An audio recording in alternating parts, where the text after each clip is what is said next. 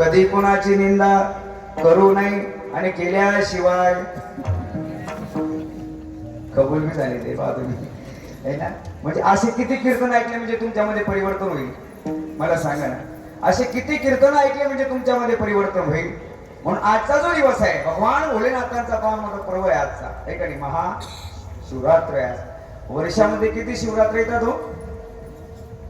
किती? पूर्ण 12. पण त्या सर्व शिवरात्रांमध्ये आजची शिवरात्र जी आहे ती महाशिवरात्र आहे का नाही. आजचा जो दिवस आहे आज भोलेनाथांची स्तुती करायची आहे. आज त्या भोलेनाथांकडे सुद्धा आपल्याला मागणी करायची आहे. म्हणूनच मुद्दामच आज हा अभंग निवडला बरं का. दोघी ठिकाणी बसतो आज बघून भोलेनाथांची सुद्धा या अभंगातून जगद्गुरु तुकोबाराय स्तुती करतायत. तुम्ही विश्वनाथ दीन रंकमी अनाथ. भगवान विश्वनाथ म्हणजे जो विश्वाचा नाथ आहे का नाही. सगळ्या देवांचा देव आहे असा तो विश्वनाथ. आणि त्या विश्वनाथांकडे आज जगद्गुरु तुकोबाराय आणि आजचे दिवस मागणीही करतायत आणि त्यांची स्तुतीही करतायत. विठ्ठल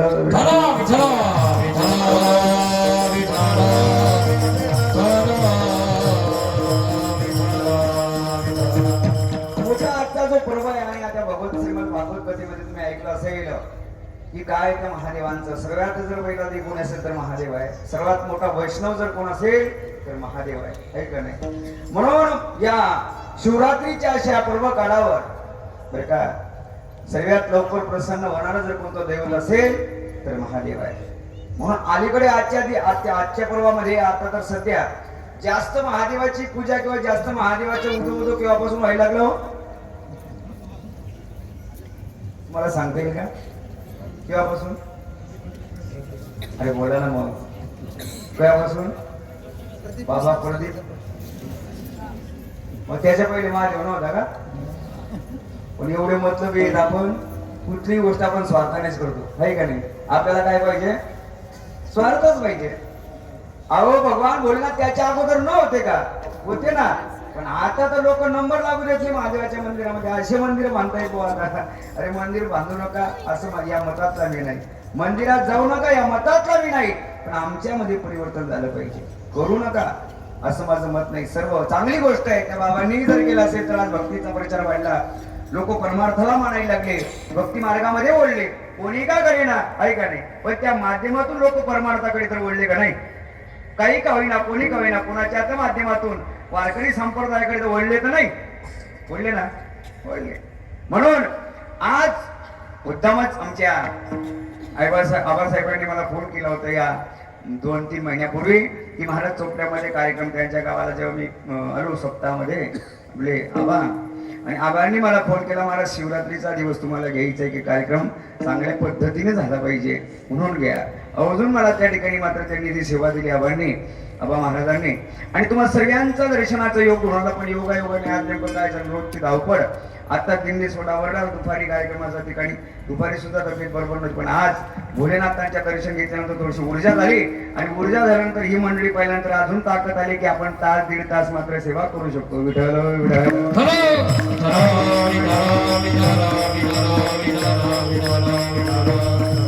हो ऐका ना काय झालं माहिती का. आज म्हटलं जातं की भगवान भोलेनाथांचं लग्न सुद्धा लागलेलं आहे ना. लग्न सुद्धा लागलेलं आहे. असा जर विषय केला तर मग महाशिवरात्र तर वर्षामध्ये 12 आहे. पण आजची महाशिवरात्र आहे.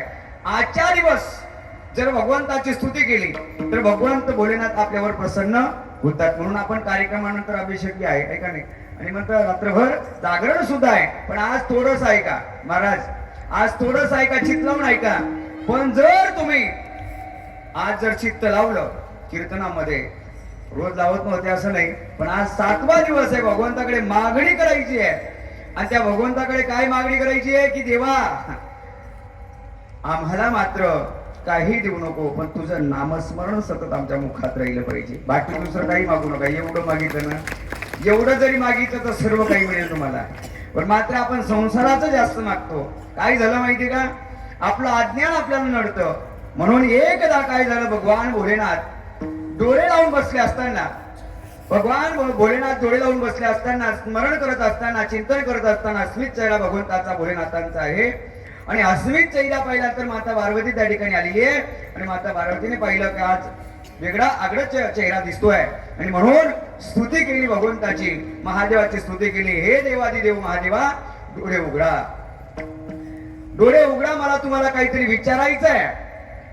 आणि म्हणून त्या भोलेनाथांना त्या महादेवीने आणि त्या ठिकाणी प्रार्थना केलेली आहे. जसं आज जगद्गुरु तुकोबरा या भंगाच्या माध्यमातून प्रार्थना करतायत, तुम्ही विश्वनाथ, तसं त्या भोलेनाथांचं मात्र आणि स्तुती केलेली आहे. आणि म्हणून भगवान भोलेनाथांनी डोळे उघडले आणि विचारलं, उमा, कारण असा शब्द आहे, अधिनाथ उमा बीज प्रगटले. एक एक चिंतन. महाराज, मला हसवता जास्त येत नाही बरं, हे लक्षात ठेवा. हसवणं अजिबात माहिती नाही. कीर्तन तुम्हाला पटेल असं करणारच नाही बरं का. कीर्तन तुम्हाला पटेल असं करणारच नाही, पण माझ्या भोलेनाथाला कीर्तन आवडेल असं करून जाईल. विठ्ठल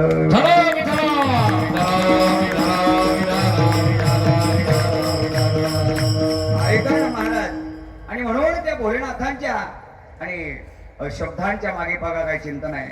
अगं आज मला नेमकं का उठवलं, माझं भजन चालू होतं, माझं चिंतन चालू होतं, का उठवलं. मग त्यावेळेस महादेवीने सांगितलं देवादी देवांना की तुम्ही देवांचे देव आहात, तुम्ही महादेव आहात महाराज. आणि म्हणून तुम्ही कोणाचं भजन करतात, तुम्ही नेमकं काय गरज तुम्हाला भजन करण्याची, डोळे लावून तुम्ही कोणाचं भजन करतात नेमकं मला सांगाल का. पार्वती म्हणे शिवशंभा, तुम्ही गाता कोणाचे भजन मला अचंबा.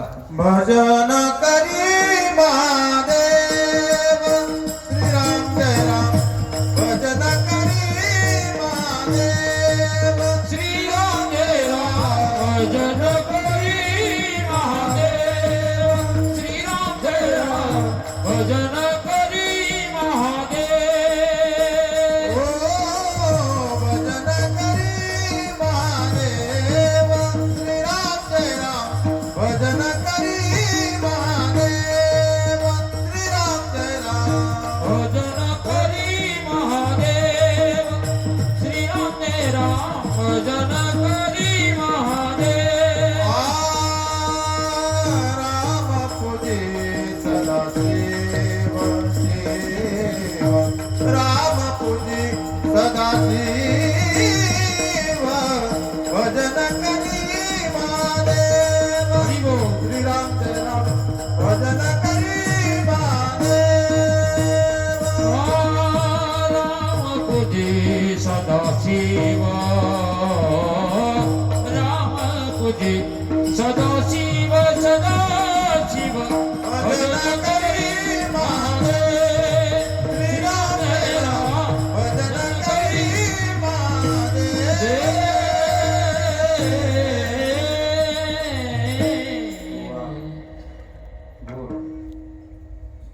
भजन करी महादेव श्रीराम जय राम, भजन करी महादेव. पण कोणाचं भजन करतात, कोणाचं भजन करतात हा प्रश्न आहे. विको थोडा कमी नावाज मोकळा सोडा. विठ्ठला विठ्ठला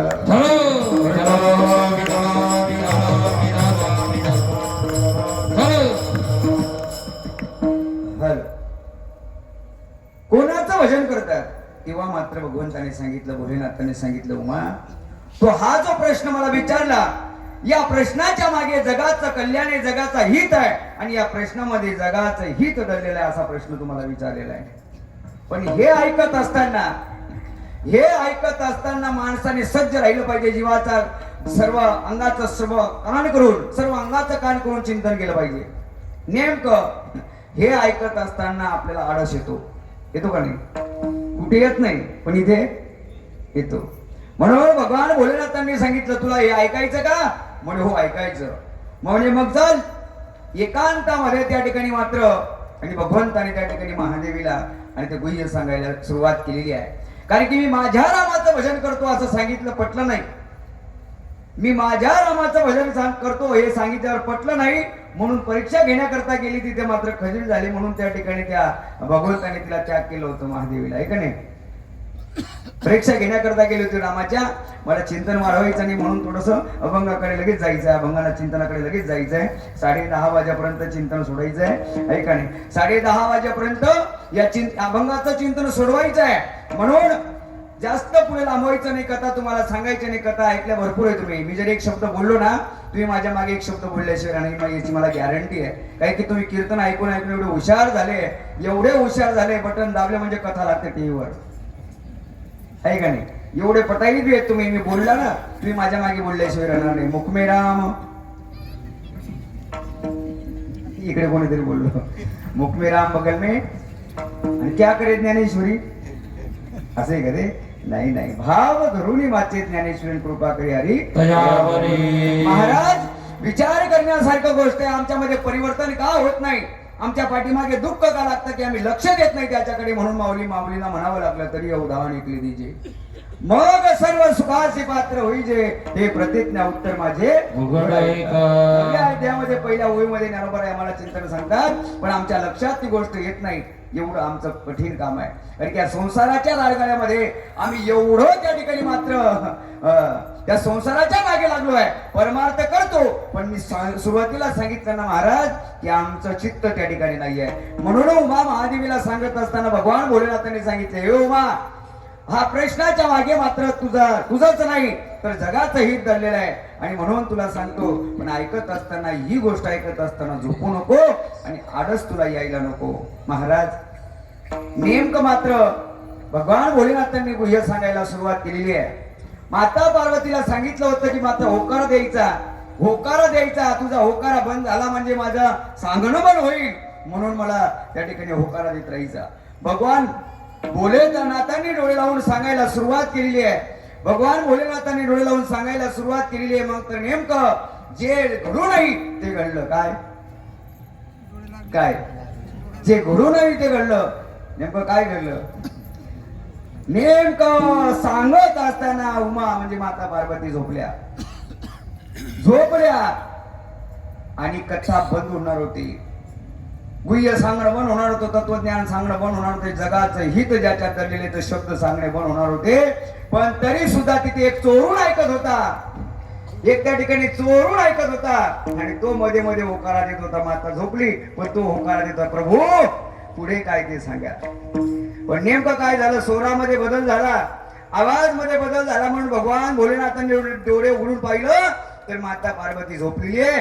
आणि नेमकं मग आता हे जे अर्ध ऐकलं हे कोणी ऐकलं? पूर्ण बी नाही. ऐकतायत ना बरोबर? हे जे ऐकलं तुम्हाला सांगू का? अर्धा हाकीम जान खत्रे में. माणसाला काय नडतं माहितीये का? अज्ञान नडतं, अज्ञान. आणि ते अज्ञान इतकं खतरनाक आहे की ते अज्ञान माणसाला डुबवल्याशी राहत नाही. तुम्हाला तुला चिंतन सांगतो, भजन करा. विठ्ठल विठ्ठल.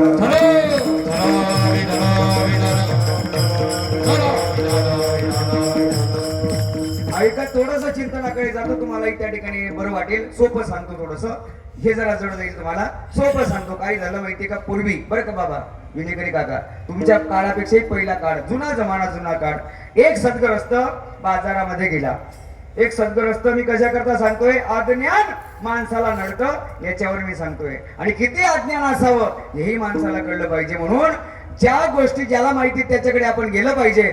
ऐका ना, तो माणूस, तो सद्ग्रस्त आणि त्या बाजारामध्ये गेला, त्या चोपड्याच्या या बाजारामध्ये, या पुण्यभूमी तीर्थक्षेत्रामध्ये बाजारामध्ये गेला. पण कधीही त्याने बरं का, कधी त्याने आरसा पाहिला नव्हता. काय पाहिला नव्हता काका? काय पाहिला नव्हता? हो आप्पा, जरा इकडे लक्ष द्या. काय पाहिलं नव्हतं? आरसा पाहिला नव्हता त्याने. आरसा पाहिला नव्हता. नेमकं बाजार फिरत असताना आरशावाल्याच्या दुकानासमोर उभा राहिला. त्याला एक सद्ग्रस्त समोर दिसला. एक सद्ग्रस्त त्याला समोर दिसला. दिसल्यामुळे त्याने काय केलं? राम राम केलं. कोणाला? कीर्तन ऐकतायत ना बरोबर? राम राम कोणाला? राम राम कोणाला? समोर जो दिसतोय त्याला. मग तिकडच्याने बी हात वर केला असेल का नाही? याने हात वर केला, तिकडे बी हात. राम राम. तो म्हणे राम राम. त्याला असं वाटलं की काय सज्जन माणूस आहे, आपण याला रामराम घातला, याने बी आपल्याला रामराम घातला, चांगला माणूस आहे, आपण याला चहा पाणी केली पाहिजे. म्हणून जो आरसावाला तो विकण्यासाठी बसला होता ना, त्याला हा म्हणतो, म्हणे दादा ह्या माणसाला चहा पाणी करून आणू का? कोणाला? ओ बाप्पा, कोणाला? त्याच जातचे आपण बी. माझं बोलणं नंतर समजेल तुम्हाला. घरी जाऊन विचार करायचा याचा. आरसा रामराम पहिले कोणाला? आरशामध्ये जो आहे त्याला. मग आरशात कोण होतं? दुसरा होता. तोच होता आरशात, तोच होता. रामराम त्याला म्हणतो, आरशाला म्हणतो चहा पाणी करू नको, 50 रुपये दे आणि तुला पटेल तिथे फिरायला घेऊन जा. कोणाला? याने 50 रुपये दिले आणि तो आरसा घेतला आणि याला वाटलं काय चहा पाजायची, घरीच घेऊन जाऊ, आणि याला जेवण करून वाटलं. कोणाला? ठेवला बुवा त्याने आरसा घरी आणून, बरं का, खोलीमध्ये ठेवला आणि अर्ध्या तासात जायचं त्याच्या समोर, आरशा समोर, आणि हात जोडायचा, दादा तुम्हाला काही लागतं का? कोणाला विचारायचं?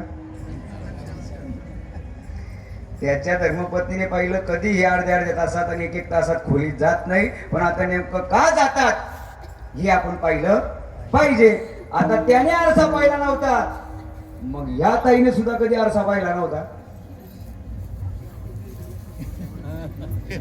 पुढे काही सांगायची गरज नाही तुम्हाला. आता काय होणार आहे पुढे? आता पुढे काय घडणार आहे माहिती आहे ना तुम्हाला? जेव्हा ती खोलीत गेली, तिने आरसा पाहिला, आरशामध्ये प्रतिबिंब कोणाचं दिसलं? ती म्हणे म्हणून तर काय, म्हणून तर खोलीमध्ये येण्याचं कारण काय यांचं?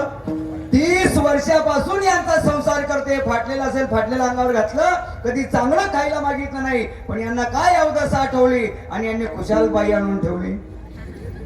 आता ती कोण आहे साहेब? ती कोण आहे?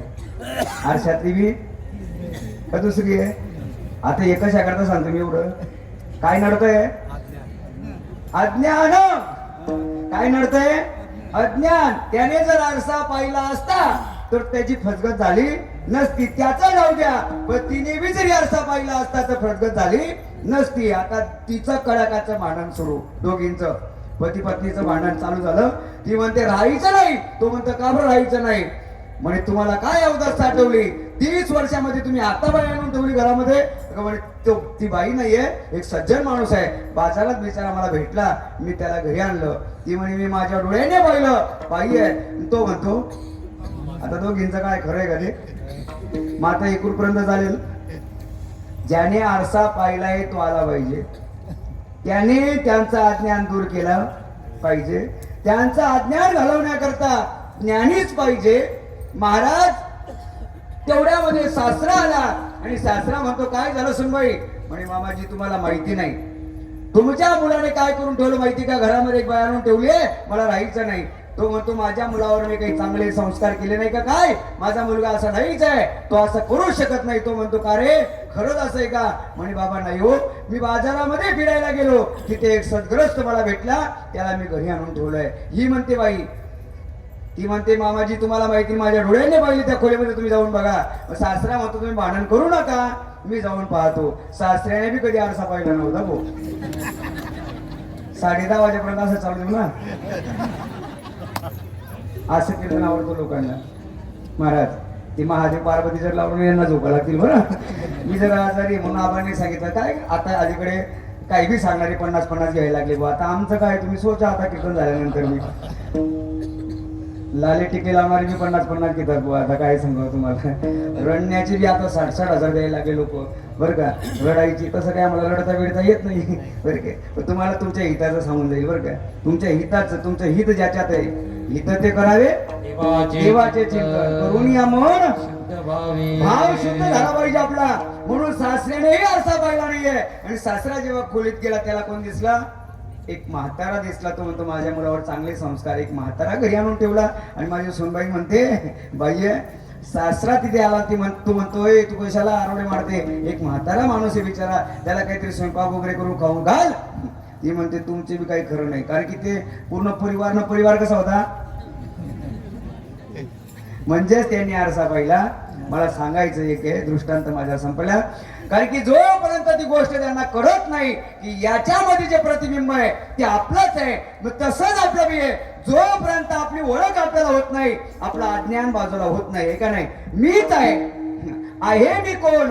करावा विचार हे ज्ञानेश्वर महाराज म्हणतात की मी कोण आहे हा प्रत्येकाने विचार केला पाहिजे. म्हणून आज या मागणीच्या पर्व काळावर देवाकडे काय मागायचं आहे? महाराज ज्या जगद्गुरु तुकोबाराने एका पत्राच्या द्वारे भगवंताला पाठवलेला आहे का नाही? आता जो अभंग एक पत्र आहे, एक चिठ्ठी आहे देवाकडे. येता आलं नाही म्हणून देवाला पाठवलेली चिठ्ठी आहे आज, आहे का नाही? म्हणजे भोलेनाथाकडे एक पत्र पाठवलं जगद्गुरु तुकोबारायांनी आणि त्याच्यामध्ये हे लिहिलंय, तुम्ही विश्वनाथ, तुम्ही विश्वाचे नाथ आहात. आणि मी दीन रंग आहे, मी अनाथ आहे, म्हणून तुम्ही विश्वनाथ कोणाला म्हणताय? विश्वाचा जो नाथ आहे. म्हणून महादेवीला सांगताना महादेवी झोपली आणि नेमकं ऐकलं कोणी? तर त्या ऐकणाऱ्याला सुद्धा महादेवाने सोडलं नाही. बरोबर, त्याला अर्ध ऐकल्यामुळे महादेव त्याच्या पाठीमागे लागले त्याला मारण्याकरता, पण तो लपला एका ठिकाणी. एका ठिकाणी लपला म्हणजे कुठे लपला माहितीये का? तो अशा ठिकाणी जाऊन लपला की तिथे महादेव जाऊ शकत नाही. म्हणजे कुठे? जेव्हा हा पक्ष्याच्या रूपाने उडत होता तेव्हा भगवान त्याच्या पाठीमागे चिलाच्या रूपाने लागले होते, बरं का? आणि जेव्हा हा व्यासांची धर्मपत्नी पाणी घेण्याकरता नदीवर आली आहे तेव्हा हा त्या पाण्याच्या अंड्यामध्ये जंत रूपाने घुसला, पाण्याच्या अंड्यामध्ये लपला. आणि पाण्याचे अंडे ते माता घरी घेऊन गेल्यानंतर याला लपवायची जागा सापडली नाही म्हणून त्या मातेने तिथून पाणी घेतलं, पाणी पिले. त्या पाण्याच्या साह्याने तो डायरेक्ट आईच्या गर्भशयात गेला. ऐकतायत ना बरोबर महाराज? आणि तिथे लपल्यामुळे आता महादेवाला कळलं की हा 9 महिने 9 दिवसांनी आता बाहेर येईल, तोपर्यंत याची वाट आपण गावाच्या बाहेर पाहिजे, आहे का नाही? म्हणजे गावाच्या बाहेर एक ना एक दिवस हा येईलच. पण इकडे 9 महिने 9 दिवस झाले तरी हा बाहेर येत नाही. बोलता बोलताना 9 महिने 10 महिने 9 वर्ष झाले, आहे का नाही? 10 वर्ष झाले. अरे महाराज, व्यासांना सुद्धा ही गोष्ट कळत नाहीये की हा माझा मुलगा बाहेर जन्माला का येत नाही, कोणाला घाबरतो. मग एक दिवस आईशी बोलत होता तो, आईशी. आई झोपली असताना काही मी जन्माला आलो असतो, पण मी बाहेर आल्यावर मला महादेव मात्र सोडणार नाही, मला महादेव मात्र मारून टाकतील. आणि ही गोष्ट व्यासांनी ऐकली आणि व्यास महर्षी भगवान भोलेनाथांकडे गेले आणि भगवान भोलेनाथांना प्रार्थना केली, देवाजी देवा, महादेवा, माझ्या मुलाला का मारणार आहे तुम्ही? काय नेमकं माझ्या मुलाचं चुकलं गणित आहे? तेव्हा महादेवाने सांगितलं की तुमच्या मुलाने जे ऐकलं अर्ध ज्ञान आहे आणि ते अर्ध ज्ञान जगाला डुबवू शकतं, म्हणून अपूर्ण ज्ञान आहे, म्हणून तो बाहेर आल्यावर त्याला मला मारावं लागेल. व्यासांनी सांगितलं ते पुरं करण्याची जिम्मेदारी माझी, बरं का? ते पुरं करण्याची जिम्मेदारी माझी, पण माझ्या मुलाला जीवनदान द्या. ऐकता ना मंडळी? महादेवाने व्यासांना सांगितलं, बघा तुम्ही सांगतात म्हणून सोडतो, पण त्याच्याजवळ जे अपूर्ण ज्ञान आहे ते पूर्ण करण्याची गॅरंटी जर तुम्ही घेत असाल तर. आणि मग मात्र व्यासांनी सांगितलं काही हरकत नाही, माझ्या मुलाला जीवदान द्या. पण हा किती दिवस लपला? 12 वर्ष लपला. किती वर्ष? 12 वर्ष लपला. आणि 12 वर्षानंतर ही जन्माला आला तर परत सुटला महाराज, बरं का? परतच सुटला. आणि त्याच्या पाठीमागे व्यास पडत आहे, रे सुका, अरे थांब बाबा, ए सुका, अरे थांब बाबा, घाबरू नको. पण तो पडत होता. सांगाय इथे मोठं चिंतन आहे पुढे, कारण तुम्ही आता कथा ऐकली म्हणून तुम्हाला मला या अभंगामध्ये प्रवेश करायचा म्हणून चिंतन सांगावं लागलं. महाराज, तो पडतोय, तो सुखदेव मुनी आहे. त्या सुखदेव मुनीने उपजता त्याने होता, एवढं ज्ञान त्याच्याकडे होतं, भरपूर ज्ञान होतं. पण सुखदेव मुनीला व्यास मुनी सांगायचे, अरे जा त्या राजा जनकाकडे जा आणि तुझं अपूर्ण राहिलेलं पूर्ण करून घे. पण हा सुखदेव काही ऐकत नव्हता. हा ऐकत नव्हता, उपजता ज्ञानी होता, स्वतःला खूप ज्ञानी समजायचा. तसे आज आहेत का नाही लोक स्वतःला ज्ञानी समजणार आहेत का नाही? तुम्हाला खरं सांगतो महाराज, आमच्या सारख्याला सुद्धा लोक डोकं खातात, आमचं सुद्धा. काही सांगावं? अरे परमार्थ करण्यासाठी, परमार्थामध्ये येण्यासाठी महाराज, परमार्थ करण्यासाठी, परमार्थामध्ये येण्यासाठी पूर्वजन्माचं सुकृत चांगलं पाहिजे. तुम्हाला खरं सांगू का? अरे भाग्यवान लोगों को कथा कीर्तन सोनी नहीं देती, कबीर महाराज म्हणतात. भाग्यवान लोगों को कथा कीर्तन सोनी नहीं देती और पापी को यहाँ तक आने भी नहीं देती. महाराज, ज्याचं पाप आहे ना, त्याचा अधर्म आहे ना, त्याला मात्र म्हणून पूर्वजन्म ज्याची असेल पुण्याई तोची मुखी गाई हरीचे नाम, किंवा त्याच्या मुखात हरीचं नाम येऊ शकतं. तुम्हाला एक गोष्ट सांगून जातो महाराज, 7 दिवसापासून तुम्ही काय ऐकलं मला माहिती नाही, पण पहिल्या दिवसाचं तुम्ही नामचिंतन ऐकलं असेल, दुसऱ्या दिवसाचं भक्ती ऐकलं असेल, तिसऱ्या दिवशी संत ऐकलं असतील. महाराज, आज देवाकडे आपल्याला मनापासून मागायचं आहे. आम्ही 6 दिवसापासून या मंडपात येतोय, 6 दिवसापासून देवा तुमच्या दरबारात येतोय. म्हणून मला तुम्हाला हात जोडून विनंती आहे, आज त्या देवाकडे मागायचं आणि उद्या पगार आहे आपला, बरं का? उद्या काला आहे, उद्या काला झाला का इथून आम्ही आला तुम्ही इथेच थांबणार आहे का नाही? उद्या काला झाला म्हणजे आपल्याला हलायचं आहे. मला सांगायचं आहे काय, मी एवढं कशा करता सांगतोय. अरे महाराज, आज प्रत्येकाकडे परमार्थ आहे, कोण करत नाही. मग मला एक गोष्ट तुम्ही सांगा आजोबा, परमार्थ करण्यासाठी शहाण्या माणसाची गरज आहे का येड्या माणसाची गरज आहे? परमार्थ करण्यासाठी शहाणा पाहिजे का येडा पाहिजे? काय मत आहे तुमचा आजोबा? हा, मी तुमच्या लेकरासारखं आहे ना. तुमच्याकडे शेती का? शेती आहे नाहीये का? नंतर सांगेल, चिंतनामध्ये आलं तुम्हाला सांगेल. आणि एक गोष्ट सांगतो, परमार्थ करण्यासाठी शहाण्या माणसाची गरज आहे का येड्या माणसाची गरज आहे? तुम्ही सांगितलं काय पाहिजे? शहाणा पाहिजे, येडा नको पाहिजे. तुमचं गणित काय आहे? शहाणा. तुमचं काय मत आहे मावशी? तुम्ही घाबरू नका, मी तुमच्या लेकरासारखं आहे बरं का.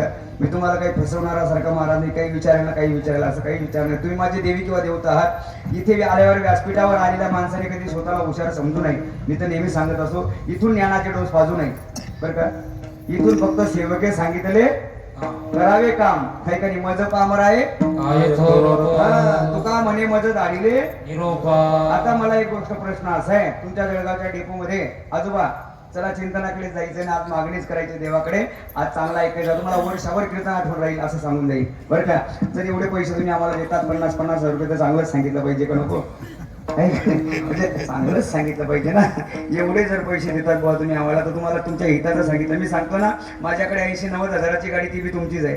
मी 2 टाइमचं खातो, ते बी तुमचंच आहे का नाही? मी जे 2 टाइम खातो ते सुद्धा तुम्ही लोकांनी दिलेलं आहे. मी तुमच्या जीवावर सर्व फिरतोय. मग मी तुम्हाला काही बी सांगितलं पाहिजे का? काही बी सांगितलं पाहिजे का? तुमच्या हिताचं सांगितलं पाहिजे? तुमचं हिताचं सांगितलं पाहिजे. मला एक गोष्ट असा प्रश्न निर्माण होतो, ऐका, तुम्ही कुठेतरी हुशार झाले पाहिजे, तुम्हाला कुठेतरी गोष्ट कळली पाहिजे. तेवढ्या करता सांगतोय की ते शहाण्या माणसाची गरज आहे का येड्या माणसाची गरज आहे? मला एक गोष्ट सांगा, तुम्ही जर या चोपड्याच्या बस स्टँड मधून एक बस मध्ये बसले, त्या बस मध्ये 55 प्रवासी असतात. किती प्रवासी असतात? 55 प्रवासी असतात. त्या 55 प्रवाशाची जिम्मेदारी कोणावर आहे? हा, कोणावर आहे? ड्रायव्हर. मग ड्रायव्हर कसा पाहिजे? एकदम इम्पॉर्टंट पाहिजे, आपल्या ठेपापर्यंत पोहोचवणारा पाहिजे. तिथे जर एवढं बरोबर आहे की तिथे तो ड्रायव्हर बरोबर पाहिजे, तर आपल्या ठेप्यापर्यंत आपण बरोबर पोहोचू, आपल्या मुकामापर्यंत बरोबर पोहोचू, बरोबर ना?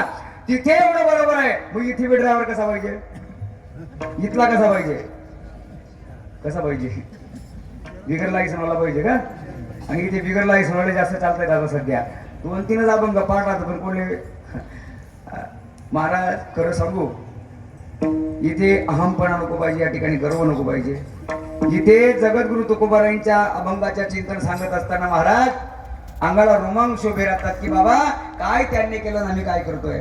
त्यांच्या धर्मपत्नीला अन्न करावं म्हणावं लागलं. अहो, साधू संतांना एवढा जो त्रास झाला तेवढा त्रास आज आम्हाला नाहीये. अहो, तुम्ही सोन्याचा घास आम्हाला खाऊ घालतात, मग आम्ही या व्यासपीठावर तुम्हाला काय सांगितलं पाहिजे? पण तुमचा या कीर्तनकाराचा बी काय दोष हो महाराज?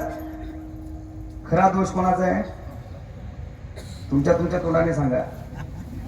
कीर्तनकाराची काय आज सध्या चॉईस आहे? चॉईस हा नको तो पाहिजे आहे ना. तुम्हाला ज्ञानी कीर्तनकार चालत नाही ना? आजोबा नाही म्हणतायत. ज्ञानी कीर्तनकार म्हणजे काय? ऐका ना, अहो, चांगला सांगणारा जो आहे, तुमच्या हिताचा जो सांगणार आहे, आज ग्रंथ भरून ठेवलाय. त्या ग्रंथांकडे कोणी आज घालतच नाही. पण आज कथा कहाण्या सांगून तुमचं मनोरंजन करून तुम्हाला मात्र भूलभुलय करून तुमची लुटमार चालू आहे सध्या, ऐकणे. आणि त्या लुटमारच्या पाठीमागे आपण लागलोय. अरे, घरामध्ये आपण 10 रुपये मुलाला देत नाही, पण आम्ही रात्री कीर्तन संपायला आम्हाला पाया पडून तुम्ही 50,000 रुपये देतात. ही कोणाची कृपा? ही संतांची कृपा आहे. मग ऐका ना, मी जे सांगतोय, कारण शहाण्या माणसाची गरज आहे का येण्या माणसाची गरज आहे? आजोबांनी सांगितलं की शहाण्या माणसाची गरज आहे. आई साहेब, तुम्हाला विचारतो, देव शोधायला जायची गरज आहे का देव आपल्या जवळच आहे? देव आपल्या जवळच आहे. देव आपल्यापासून दूर नाहीये. अरे, रोज तुम्हाला जर कोणाला देव पाहायचा असेल ना इथे, तर 1 मिनिटात देव दाखवतो बरं का. मी कोणी कीर्तनकारांनी दाखवलं नसेल, पण आपण दाखवतो बाबा देव, बरं का. जर कोणाला असेल तर आपण देव दाखवतो या जागेवर. पाहायचा असेल तर देव पाहिला नाही ना, तुम्हाला सांगतो 21,600 वेळा येतो आणि जातो, त्याचं नाव देव आहे. किती सांगितलं मी? 21,600 वेळा जातो आणि येतो, बाहेर जातो आणि येतो, त्याचं नाव देव आहे. आणि त्या देवाला आजपर्यंत कोणी ओळखलं? त्याची किंमत कोणता देव सांगितला मी? हा? तो जर बाहेर राहून गेला तर तो देणारा येणारा कोण आहे? मग त्या श्वासाची जी गती आहे, त्या श्वासाचा जो शब्द आहे तो प्रत्येकाला समजला पाहिजे. म्हणून हा उपजता ज्ञानी होता, उपजता हुशार होता. 11 वर्षाचा झाला, 11 वर्षाचा. सुखदेव म्हणे 11 वर्षाचे झाले आणि तरी ऐकत नव्हते. व्यासांना चिंता पडली की तर मी महादेवाला वचन दिलंय की याला मी तुमच्याकडे पाठवेल, म्हणजे राजा जनकाकडे पाठवून याचं पुरं करून घेईल. महाराज तो ऐकत नाही. मग शेवट नारदाला सांगावं लागलं. कोणाला सांगावं लागलं? कोणाला सांगावं लागलं? नारदाला सांगावं लागलं.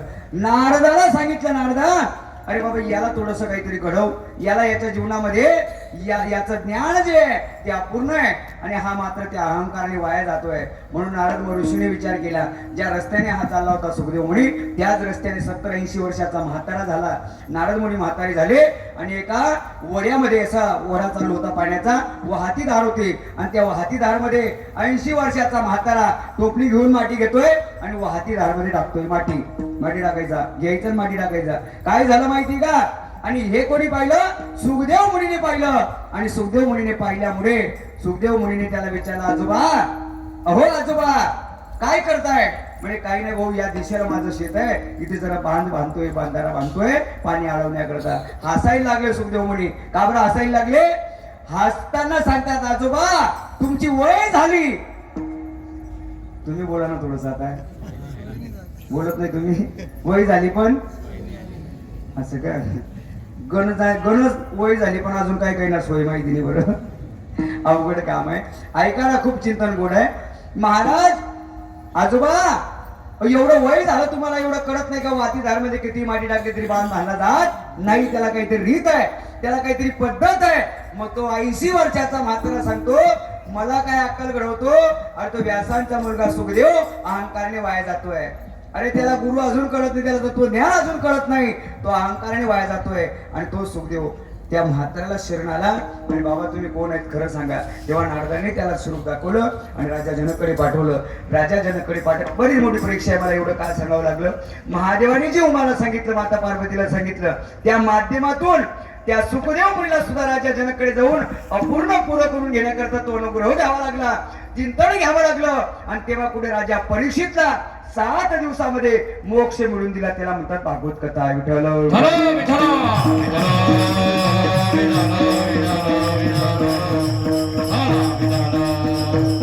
हा झाला मात्र तुमचा भागवत कथेचा एक 15 मिनिटामध्ये सारांश सांगितला मी, का नाही? म्हणजे तुम्ही 7 दिवसची कथा ऐकली ना, त्याचा सारांश. 7 दिवस काटकून बसलं आणि त्या ठिकाणी मात्र सुखदेव मुनीने मोठी कथा चिंतन आहे. मला त्याच्या पलीकडे जायचं नाही. फक्त इथे एक सांगायचे की काय होतं आज शिवरात्रीचा जो पर्व काळ आहे, काय महत्व आहे, असाधारण महत्व या शिवरात्रीला आहे.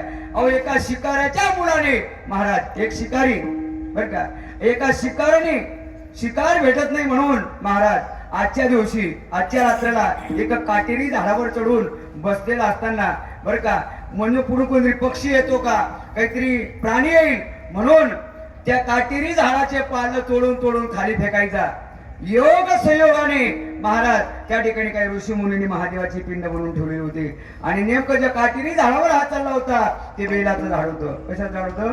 बेलाचं झाड होतं. म्हणून त्याने भावनेने नाही टाकले ते पानं, त्याने फक्त पानं तोडून तोडून टाकायचं खाली महादेवाच्या पिंडेवर ते पडायचे. तरी सुद्धा भोलेनाथ त्या शिकाऱ्याच्या मुलाला सुद्धा काय झाले? प्रसन्न झाले. आजचा जो दिवस आहे, आज त्या भोलेनाथांचं चिंतन करेल, आज ते नामस्मरण करेल. आज सगळ्यात मोठा पर्व आहे शिवरात्रीचा आणि या शिवरात्रीच्या पर्वावर जो आज त्या महादेवाचा स्तुती करेल.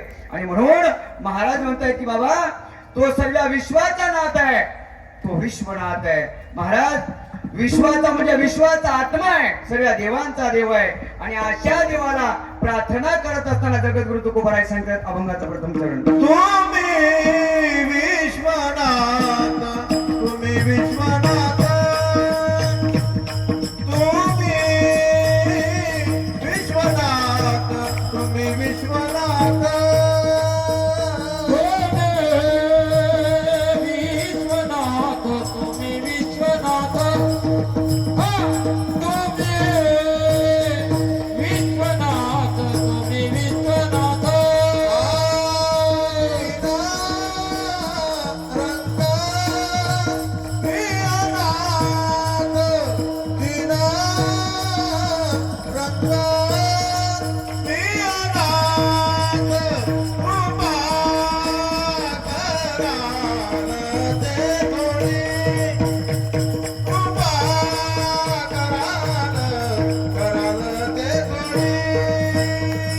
तीन रंग मी अनाथ,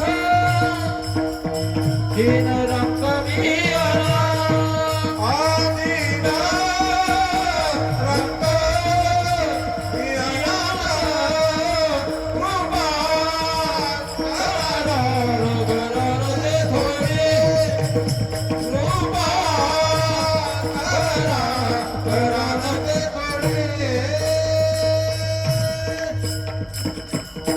गणित जर पाहिलं ना, हा जो परिवार आहे, भगवान भोलेनाथांचा जो परिवार आहे, यांचं जर विचार केला, एकामेकाचं सूत्र एकामेकाशी जुळत नाही. जुळतं का?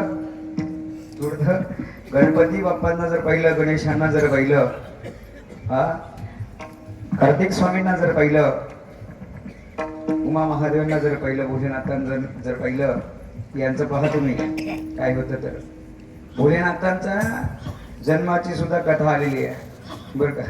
भोलेनाथांचा आपण म्हणतो ना, त्यांचा अंत नाही, जन्म नाही, पण ज्या प्रकाशापासून त्यांचा जन्म झाला तिथून गोड कथा त्या ठिकाणी चिंतनामध्ये आलेली आहे. महाराज म्हणतात, या विश्वाची निर्मिती जेव्हा करायची होती ना, या विश्वाला जेव्हा निर्माण करायचं होतं ना, तेव्हा तो एकच प्रकाश होता.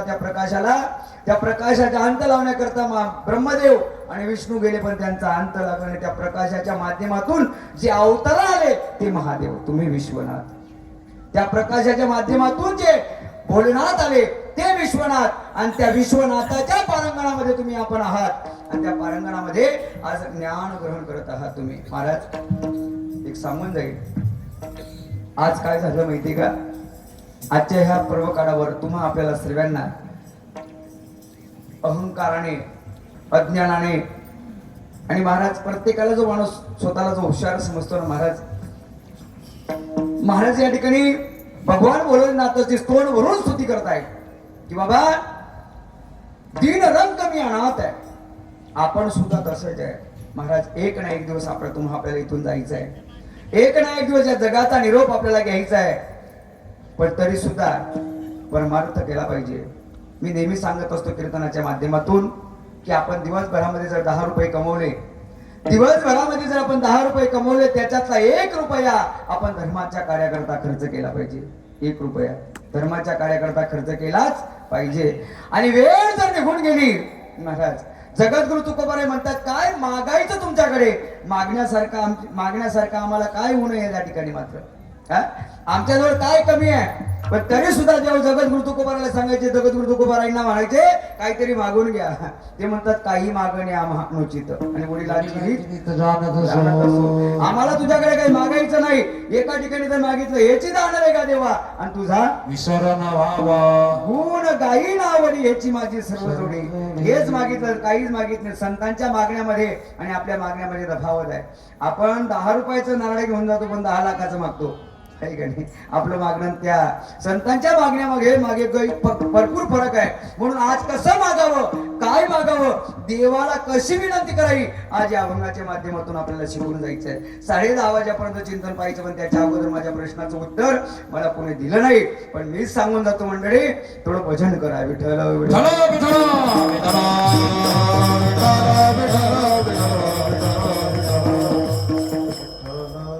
तुम्ही घरून वैतागून आले का? तुम्हाला देखो कैसी नचाए हरि नाम के, जरा भी करके देखो कैसी नचाए हरि नाम के, जरा भी करके देखो.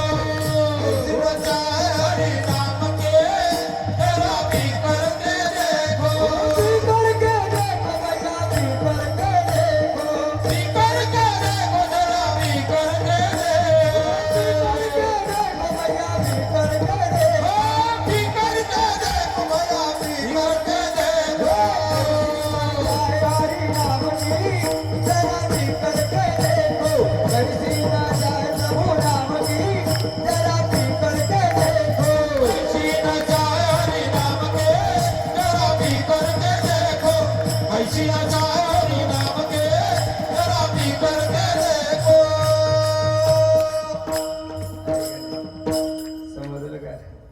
मीराबाई म्हणते कबीर महाराजांचं चिंतन आहे, कैसी नशा है हरि नाम की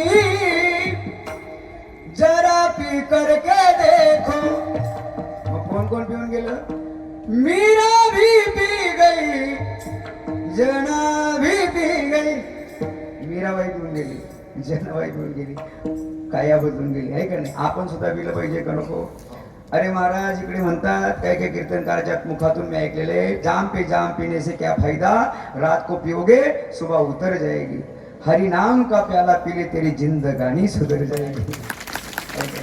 महाराज पण काय करावं, मागावं असं मागायचं असेल तर देवाकडे हेच मागायचं, तुझा विसर न लगे मुक्ती धनसंपदा संत संग दे सदा. संतांचा संग दे. मला एक गोष्ट सांगावी अशी वाटते महाराज, ऐका ना, गोड चिंतन आहे. कधीतरी माणसाला कळलं पाहिजे तेवढ्या करता सांगतो. वा असा मोकळा सोडावा थोडासा, मग बरं वाटेल. चालेल मग 12 वाजले तरी चालेल, आपल्याला काही हरकत नाही. थोडंसं तास भर वाढलं तर पैसे वाढून देतील बिचारे, काही नाही. लक्षात घ्या, मी विनोदाने बोलतोय. 29 वर्ष झाले या व्यासपीठावरून सांगतोय, मी विनोदाने बोलतो. आज बोलावं लागतं. 29 वर्ष झाले सद्गुरूच्या कृपेने कधी तारीख ठरवून गेलो नाही, पैसे ठरवून गेलो नाही. ज्या दिवशी ठरवून गेलो त्या दिवशी शेवटला असेल माझं, बरं का? मला ठरवणं माहिती नाही आणि मागणं तर अजिबात माहिती नाही. दादा हे लक्षात घ्या, मी विनोदाने बोलतोय. काय करावं, तुम्ही दिलेलं कधी पुरणार नाही हो, पण भगवंताने दिलं कधी सरणार नाही. तुम्ही काय देऊन देऊन काय देणार आहे? तुम्ही काय देणार देऊन देऊन महाराज? म्हणून लक्षात, त्याचा आशीर्वाद मिळवा. त्याचा आशीर्वाद मिळणं त्याच्या आशीर्वादामध्ये भरपूर आहे. आणि मग हीच गोष्ट आम्हाला कळत नाही, यासाठी तुम्हाला एक गोड चिंतन सांगतो. बघा, देव धुण्याला जायची गरज नाही. मला एक आजोबा तुमच्याकडे मला एक गोष्ट सांगायची आहे. तुम्ही दूध पाहिलं असेल का नाही? दूध कसं आहे? सफेद आहे. मला एक गोष्ट सांगा, दुधामध्ये तूप आहे का नाही? दुधामध्ये तूप आहे ना? दुधामध्ये तूप आहे, नाही कोणी म्हणणार नाही. मग आपण इथे आता 10 लिटर दूध ठेवू आणि त्याचं घुसळण करू. दूध घुसळण केल्यानंतर काय होईल? रात्रभर करू घुसळण, नाही जमणार. ती मावशी म्हणलीस तर फेटा बांधतो आणि चाटाच मारतो का काय? कोणी कोणी म्हणतो बा आम्हाला बांधा फेटा, थोडं थोडं बोलत जातो मी, आहे का नाही? बांधा फेटा मारा चाटा. आणि कीर्तन झाल्यानंतर नारळचा गोटन त्याच्या खाली 100 नाही हो दादा, 100 जाऊ द्या. विषय असा आहे, माणसाला कळलं पाहिजे तेवढ्या करता. ऐका ना, महत्वाचा विषय सांगतोय. तुम्ही आपण खूप गोड आहात म्हणून सांगतो. काय झालं माहितीये का, आजची फसगत अशी आहे, माणसाला कळत नाही तुझा आहे तुझा भाष परी तू. आता दुधात तूप आहे, तुम्ही सांगितलं का नाही? दुधात तूप आहे, दुधात तूप आहे, तुम्ही हो सांगितलं. मग आता इथे दुधामध्ये जर घुसळण केलं तर त्याचं परिवर्तन होणार नाही. मग मला आता दुधाचं परिवर्तन करायचंय, मला ते ज्ञान नाही, तर मला या मावशीचे पाय धरावे लागतील. का बरं? की या मावशीला तिरीत माहिती. ही मावशी म्हणे रात्रभर थांब, धावपळ करू नको आणि असा फेटा बांधू नको, चाटा मारू नको. दुधाची दही कशी करायची आणि त्याचं मंथन कसं करायचं मी शिकवते तुला, मावशी सांगते. बरं का? ऐका ना. मग त्या मावशीचे पाय धरले तर मावशीने काय सांगितलं? ते दूध पहिले कच्चं आहे, त्याला तापव. काय कर त्याला? त्याला तापव. तापवल्यानंतर त्याला थंड होऊ दे, गार होऊ दे, है ना? असंच ना, गार होऊ दे. गरम गरम दुधामध्ये जर तू रिझन टाकलं तर ते चिया बिया होऊन जाईल, म्हणजे नासून जाईल. गणक दूध नासले कोरोनामध्ये. माझी बोलणं समजतंय का नाही तुम्हाला? आहे का नाही? तुम्हाला खरं सांगू का, काही काही माळा काढल्या बोला. अरे देव जावो पांडुरंगी झाले, एकदा मरायचंच आहे, एकदा मरायचंच आहे. पण मात्र त्याच्यावर विश्वास ठेवा, तुम्हाला धक्का लागू देणार नाही. पण आमचा त्याच्यावर विश्वास नाही म्हणून फसगत आहे आमची. आमचा विश्वास नाही. कधीतरी देवाशी बोललं पाहिजे आपण. ऐका, सोडा त्याचा विषय, आपण इकडे यायचं. महाराज, मावशीने सांगितलं ते दूध कच्चं आहे, त्याला तापव, तापल्यानंतर थंड होऊ दे आणि शेजारून म्हणा कुठून म्हणा त्याच्यामधून मुरून टाक. त्याला मुरण म्हणतात. काय म्हणतात त्याला? तुम्ही काय म्हणतात? मुरणच म्हणतात ना, बरोबर. मुरण त्याच्यामध्ये टाक. मुरण टाकल्यानंतर रात्रभर थांब. रात्रभर थांबल्यानंतर काय होईल? त्याचं दही होईल. रात्रभर थांबल्यानंतर त्याचं दही होईल. दही झाल्यानंतर मग त्याच्यामध्ये लाकडाची काय असते ती? रही. आता रही टाका. वरवर का डायरेक्ट खाली? रही जर वरवर केली तर काय होईल? काय कायचं वरवरच चालू आहे, आहे का नाही? आमच्याकडे म्हण आहे तिकडे, वरवर मया, तुमच्याकडे भीक. अजून एक म्हण आहे आमच्याकडे, अजून एक म्हण आहे, दये तिले पुढे. बोलत नाही तुम्ही? काय सांगतो मला, तुम्हाला काय थोडस विषय महाराज मला बरं वाटत नाही म्हणून, पण आज भगवंताच्या कृपेने बरं वाटायला लागलं. थोडं तुमचा चेहरा हसरा झाला आणि तुम्ही आता ऐकायला बरं वाटते. तुम्ही बी माझ्यासारखे दिसत होते, जसं की तुमच्या बी आजारीच पडली बुवा तुम्ही. आता फ्रेश दिसतायत थोडीशी. 10-15 मिनिटं बोललो तर काही वांधा नाही, पण आहे माझ्याकडे 15-20 मिनिटं अजून. आणि म्हणून त्या चिंतनातला तुम्ही रात्रभर थांबले. त्याला आता दही झाली, त्याचं घुसरण करावं लागेल तुम्हाला. घुसरण केल्यानंतर काय होईल, त्याच्यामध्ये 2 पदार्थ निघतील. कोणते कोणते कोणते कोणते? ताक आणि लोणी. आता मला सांगा, त्या दुधाला पहिले काय केलं होतं तुम्ही? तापवलं होतं. आता लोण्याला सुद्धा काय करावं लागेल? लोण्याला सुद्धा तापवावंच लागेल. लोण्याला जर तुम्ही या गल्लीमध्ये तापवलं तर तिकडच्या गल्लीमध्ये त्याचा काय येतो? सुगंध येतो. आणि तिकडचा माणूस म्हणतो कुठेतरी तूप की नाही. आता तुपाला रंगरूप आहे का? रंगरूप आहे त्याला? त्याला रंग बी नाही आणि रूप बी नाही. ते तूप आहे, ते तूप आहे. मला सांगायचं, माझा दृष्टांत संपला. याच्या सिद्धांताकडे यायचंय. ज्ञानोबराय म्हणतात, तपे वीण दैवत निघल्या वीण प्राप्त आणि गुज येईन हित तुझे विनाहित कोण सांगे, तुझे विनाहित कोण सांगे, तुझे विनाहित कोण सांगे, तुझे विनाहित कोण सांगे. तपे विना दैवता तुझे विना प्राप्त, तुझे विनाहित कोण सांगे, तुझे विनाहित कोण सांगे. तपे विना दैवत तुझे विना प्राप्त, तुझे विनाहित कोण सांगे, तुझे विनाहित